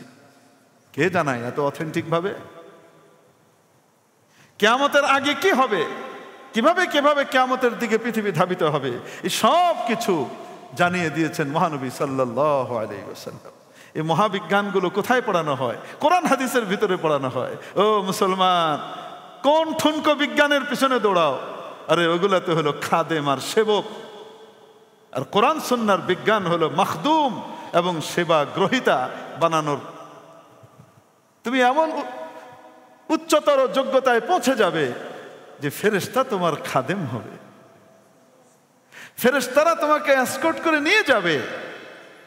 আসেন আসেন, ওয়াসিকাল্লাযীনা ইত্তাকাউ রাব্বাহুম ইলাল জান্নাতি যুমারা, যারা তাদের রবকে ভয় করত তাদেরকে বড় সসম্মানে আহ্বান করে নিয়ে যাওয়া হবে দলে দলে জান্নাতের দিকে। আসেন আসেন আসেন আসেন, এদিক এদিক এদিক, আসেন আসেন প্লিজ, স্যার স্যার আসেন, স্যার স্যার করতে করতে দূরিয়ে উঠবে। আরে মানুষ করবে না, কে করবে? ফেরেশতা করবে, খোঁজ খবর নিবে। মর্যাদা তো তোমার ফেরেশতার উপরে ছিল, তুমি নিজের মর্যাদা কোথায় নিয়ে লাগালে? আল্লাহ পাক আমাদেরকে দুনিয়ার হাকিকত এবং আখিরাতের বিষয় বুঝবার তৌফিক দান করেন। এগুলো বাস্তব জীবন। আখিরাতের জীবনটা কি? বাস্তব জীবন। দুনিয়ার জীবন নিয়ে আল্লাহ কোনো প্রতিশ্রুতি দেন নাই। মানে দুনিয়ার জীবনে মেহনত করলে দুনিয়া পাবেই সে, এরকম কোনো প্রতিশ্রুতি আল্লাহ দেন নাই। কিন্তু আখিরাতের ব্যাপারে প্রতিশ্রুতি কে দিয়েছেন? নিশ্চিত ওটাতে পাবোই পাবো, হারানোর কিছুই নাই। দুনিয়াতে কত ইনভেস্ট করেছে, হ্যাঁ, ছেলের পিছনে পড়ালেখা করিয়ে, তারপরে বিদেশে পাঠিয়েছে, জমি জমা বিক্রি করে, এটা ওটা করে, জি, আমেরিকা থেকে, ইংল্যান্ড থেকে, ফ্রান্স থেকে হায়ার ডিগ্রি নিয়ে তারপরে এসেছে। আহা, কত আশা, বাচ্চা আসবে, এসে আমার ঋণগুলোও শোধ করবে, টাকা পয়সা অর্জন করবে, ঋণগুলা শোধ করবে, তারপরে যা ইনভেস্ট করেছি তার চেয়ে অনেক বেশি আমাকে কি করবে, দেবে, আরো বাড়ি গাড়ি অনেক কিছু হবে, এটা সেটা হবে, কত আশা। আশা তো হয়, অনেক সময় আশা পুরাও হয়, আবার বেশি অনেক সময় এমনও হয় সে বেচারা ওখান থেকে ফিরে এসেছে ঠিকই, কি হয়েছে, রোড অ্যাক্সিডেন্টে চলে গেছে, যা বিনিয়োগ করছিলাম সব শেষ, কিচ্ছু নাই, কোনো ওয়াদা নাই। আচ্ছা, বাচ্চাকে মাদ্রাসায় পড়াইছে, বাচ্চাকে দ্বীন শিখাইছে, বাচ্চাকে ইসলাম শিখাইছে, এক এক টাকা খরচ করেছে তার পিছনে 7 লক্ষ টাকা করে আল্লাহ রাস্তায় দেওয়ার সওয়াব পেয়েছে মিনিমাম, এক এক টাকায় দ্বীন শিখানোর জন্য ব্যয় করেছে, এক এক টাকায় 7 লক্ষ টাকা করে পেয়েছে। নিজের বাচ্চা বড় হয়ে গেছে, পারি না, মাদ্রাসার ভিতরে কত এতিম বাচ্চা থেকে, যে আমাদের এখানেও কত এতিম বাচ্চা আছে, মাশাআল্লাহ, গরিব বাচ্চা আছে, অধিকাংশ বাচ্চাই ফ্রি খায়, আমরা ফ্রি কোত্থেকে দিই? আল্লাহর নেক বান্দারা এই সমস্ত জায়গায় বিনিয়োগ করে, আল্লাহর জন্য বিনিয়োগ করে, তাদের এখান থেকে 2টো বাচ্চা 3টে বাচ্চার দায়িত্ব নিয়ে নিয়েছে। এই যে 4 তলা 5 তলা হচ্ছে, টাকা পয়সা নাই, ধার করে হয়ে যাচ্ছে, আল্লাহ পাক আবার পুরা করে দিচ্ছেন, তার বান্দাদেরকে দিয়ে পুরা করে দিচ্ছেন। এই ধরনের মনে করেন বিভিন্ন জায়গায় বিনিয়োগ করেছে, একটা টাকাও কি হয় নাই, ক্ষতিগ্রস্ত হয় নাই, আল্লাহর ব্যাংকে জমা হয়েছে। এবং আল্লাহ বলেন আল্লাহু ইউদাইফু লিমান ইয়াশা, আল্লাহ যার ক্ষেত্রে চান এটাকে গুণের পর গুণ, গুণের পর গুণ, গুণের পর গুণ করতে থাকেন। গুণ যা হলো তার ফল, গুণ ফল দিয়ে আবার সেই গুণ ফলকে গুণ, ওই গুণ ফলকে দিয়ে আবার সেই গুণ ফলকে গুণ, এইভাবে বাড়তে থাকে। হাদিস শরীফের ভিতরে আসে, একটা খোরমা খেজুর দান করেছিল দুনিয়াতে, কিয়ামতের দিন যে দেখবে উহুদ পাহাড় পরিমাণ সওয়াব তার জন্য অপেক্ষা করতেছে, উহুদ পাহাড় পরিমাণ সোনা। আল্লাহ বাড়ান, দান করে কেউ কোনোদিন ঠকে নাই, যা পাঠিয়েছে সেটা আল্লাহর কাছে পেয়েছে। একবারের কথা আমার মনে আছে, আমরা ময়মনসিংহ থেকে আসছিলাম, গফরগাঁও থেকে, ঈদের পরপর মাদ্রাসা খুলে যাবে, তাই আমি আর আমার ছোট ভাই 2জন রওনা হয়ে গেলাম, আব্বা আম্মা আরো 2 দিন পরে আসবেন। তো গফরগাঁও থেকে যমুনা এক্সপ্রেসে আফওয়ান আব্বা আম্মা এখানে আসেন, আমরা গিয়েছিলাম, গিয়ে ওখান থেকে মাদ্রাসা খোলার সময়ে আমরা পরে আসছি, 2 দিন পরে, আব্বা মা আগেই চলে আসছে। তো আমরা 2 ভাই আসলাম, আসার পথে সেই ঈদের ভিড়, এমন ভিড় যমুনা এক্সপ্রেস, সেই ভিড়ে বসা তো দূরের কথা, দাঁড়িয়ে যে আসি, প্রায় 2.5-3 ঘন্টা লেগেছে ওখান থেকে আসতে। সেই দাঁড়ানোটাও ওই ট্রেনের পটাতনে আমাদের পা পড়ে নাই, সারাক্ষণই মানুষের পায়ের উপরেই পা ছিল। এইরকম ভিড়ের ভিতরে ঘেমে নিয়ে তারপরে এসছি বাসায়। এসে বিমানবন্দর স্টেশনে নেমেই কোনো মতে, কমলাপুরে আর আসি নাই, নেমেই দেখি সমস্ত মানুষ নেমেছে, গাড়ি ঘোড়া তো কম, ট্যাক্সি মুক্সি তো তখন এমনিও কম ছিল, তো হলুদ ট্যাক্সি তখন ছিল। প্রথম 40 টাকা দিয়ে শুরু হইতো, 20 টাকা দিয়ে শুরু হইতো, তারপরে প্রতি মিনিটে 12 টাকা করে কি করতে থাকতো, উঠতে থাকতো। প্রথম 2 কিলোমিটার 20 টাকা, তারপরে কি হইতে থাকতো, 12 টাকা করে বাড়তে থাকতো। আর একটা কালো ট্যাক্সি ছিল, ওইটা 14 টাকা দিয়ে শুরু হইতো 2 কিলোমিটার, আর প্রতি কিলোমিটারে 8 টাকা করে কি হইতো, উঠতো। মনে আছে কিনা জানি না আপনাদের, কালো ট্যাক্সি ক্যাব আর হলুদ ট্যাক্সি ক্যাব। হলুদটা ছিল এসি, কালোতে এসি নাই, নন এসি। নামার পরে যে কষ্ট আর গরমটা গিয়েছে, ওই গরমের পরে নেমেই হলুদ ট্যাক্সি ক্যাব একটা পাইছি, নবাবের মতো গিয়ে উঠে পড়ছি। জানি বাসায় গেলেই আব্বা কি করে দিবে, ভাড়া কিন্তু পকেটে নেই, বাসায় গেলে আব্বা তো ভাড়া দিয়েই দিবে। আমি আর ফয়জুল্লাহ আমরা 2 ভাই আসলাম, এসে নামলাম, নেমে ভাড়া তো দেওয়া ছিল, ট্রেনে করে এসে তারপরে বাসে করে চলে আসবো, তাই না? এখন আসছি তো ট্যাক্সি ক্যাবে, তাও আবার হলুদ ট্যাক্সি ক্যাবে, এসিতে করে আসছি, প্রাণ জুড়াই গেছে। বাসায় এসে ঢুকছি, আব্বা তখন খানা খাচ্ছেন, আব্বা আম্মা সহ আমরা ঢুকলাম। যে বললাম, আব্বা কি হয়েছে, ট্যাক্সি ভাড়া হয়েছে, এটা দেয়া লাগবে। আব্বাজান কখনো টাকা নিয়ে আমাদের সাথে কিপটামি করেছেন এরম নজর নেই, যা লেগেছে যখন যেটা প্রয়োজন হয়েছে তখনই দিয়েছেন। তো খেতে খেতে উনি গড়গড় করছেন, মানে সিংহ মাঝে মাঝে গড়গড় করে না, গড়গড় এরকম গড়গড় করছেন। হ্যাঁ, আর কি বলছেন, বাসে আসা গেল না, বেবি ট্যাক্সিতে আসা যেত না? ট্যাক্সিতেই যদি আসতে হয়, হলুদ ট্যাক্সি ক্যাবে কেন আসতে হবে? কালো ট্যাক্সি ক্যাবে আসা গেল না? মানে এটা আমাদের জন্য খুব অপ্রত্যাশিত ছিল। আব্বা এরকম ভাবে বলবেন। আমার এমন রাগ উঠছে, আমার চিকন মানুষের রাগ কিন্তু এমনি বেশি। আমি তো তখন একদম ট্যাং ট্যাং আসছিলাম, তো রাগের চোটে মাথা একদম বনবন করছে, চোখে মুখে আমি একদম অন্ধকার, ঝিঁঝি কেমন যেন লাগে ওরকম দেখতেছি রাগের চোটে। কিন্তু যে বেয়াদবি করা যাবে না, মাদ্রাসায় শিখাইছে আদবের খেলাপ করা যাবে না, তো সেটা তো আর বলতে পারতেছি না। কিন্তু মনে মনে কথা চলতেছে। মনে মনে কি কথা চলতেছে? হ্যাঁ, মাদ্রাসায় পড়ছি তো ফ্রি ফ্রি পড়ায় ফালাইলেন, অল্প কিছু টাকা দেন আর মাদ্রাসায় খেয়ে দিয়ে অল্প টাকা লাগে, অল্প ইয়েতে চলে যাচ্ছে। এখন অন্যদের মতো হইতাম, ইউনিভার্সিটিতে পড়তাম, তারপরে 2 দিন পরে এসে বলতাম আমাকে এখন লেটেস্ট মডেলের হুন্ডা কিনে দিতে হবে, নাহলে ভাত খাবো না। সবার মোটরসাইকেল আছে, আমার নাই, আমাকে একটা রোলস রয়েস কিনে দিতে হবে, এরকম কইতাম। এরকম ধক্কা ধক্কা করে টাকা উসুল করতাম, কানি কানি টাকা খরচ করতো, তাইলে ভালো ছিল। হলুদ আর কালো ট্যাক্সি ক্যাবের হিসাব হচ্ছে এখন। মনে মনে বলতেছি এগুলা সব, তো কেউ জানে না, কিন্তু মনে মনে বলতেছে যে বেয়াদবিও করা যাবে না। চুপ করে আমি যে আব্বা যে, তারপর টাকা দিয়ে দিলেন। পরবর্তী যে কথাটা বললেন, সেই কথাটা শোনার পরে আমি লজ্জা এবং মরমে মরে যাচ্ছিলাম যে আমি কি ভাবছিলাম। পরবর্তী কথা আব্বা বলছিলেন, তুমি যদি মাদ্রাসায় যেতা আর মাদ্রাসা থেকে এখানে আসতা, মাদ্রাসায় যাওয়ার জন্য হলুদ ট্যাক্সি ক্যাবে যেতা, মসজিদে যাওয়ার জন্য হলুদ ট্যাক্সি ক্যাবে যেতা, দিনই কোনো কাজে যাওয়ার জন্য হলুদ ট্যাক্সি ক্যাবে যেতা, আমি খুশি মনে সমস্ত টাকা দিতাম, কারণ আমার প্রতিটা টাকাতে 7 লাখ করে টাকার সওয়াব হতো। এখানে খরচ হয়েছে, আমার কি লাভ হয়েছে?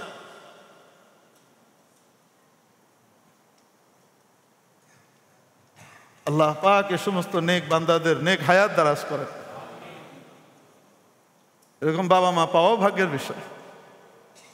তো আখিরাত প্রতিটা টাকার ভিতরে 7 লাখ টাকা করে সওয়াব হইতেছে। মাদ্রাসায় দিছি, দিন শিখাইছি, তাই। আর দুনিয়াতে কি পাবো?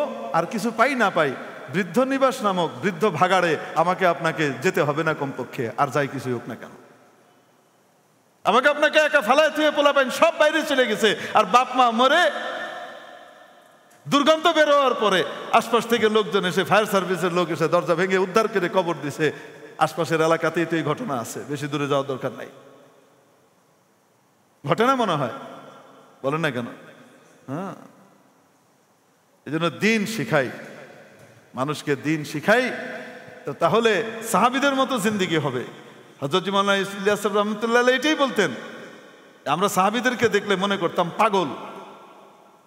এই দুনিয়াতেও যারা নাকি দিনের জন্য নিজেকে কোরবানি দেয়, আপনাদের লেভেলের মানুষদের ভিতরে জেনারেল লাইনে যারা আছেন, তারাই চিন্তা করে দেখেন, তাদেরকে তার আত্মীয় স্বজন পাগল মনে করে, মাথা নষ্ট হয়ে গেছে, মসজিদ ছাড়া কিছু বুঝে না, খালি মোল্লাদের পিছনে ঘুরে বেড়াইতেছে।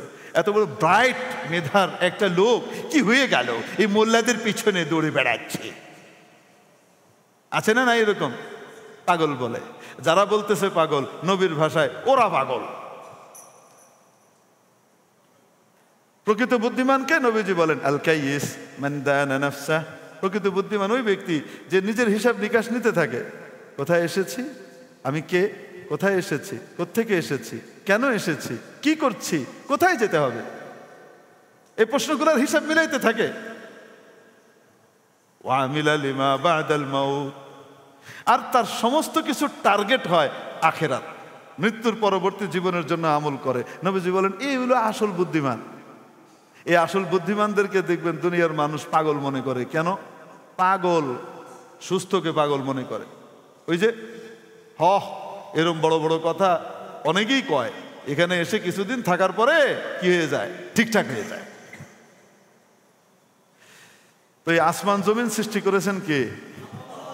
জি, আবু জাহেলও বিশ্বাস করতো, আবু লাহাবও বিশ্বাস করতো। মাথা নষ্ট হয়ে গেছে নাস্তিকদের। আল্লাহ পাক এদেরকে হেদায়েত দেখ। নাস্তিকদের থেকে আগামী সপ্তাহে ইনশাআল্লাহ চলবে। সুবহানাল্লাহি ওয়া বিহামদিহি সুবহানাকাল্লাহুম্মা ওয়া বিহামদিক আশহাদু আল্লা ইলাহা ইল্লা আনতা আস্তাগফিরুকা ওয়া আতুবু ইলাইক।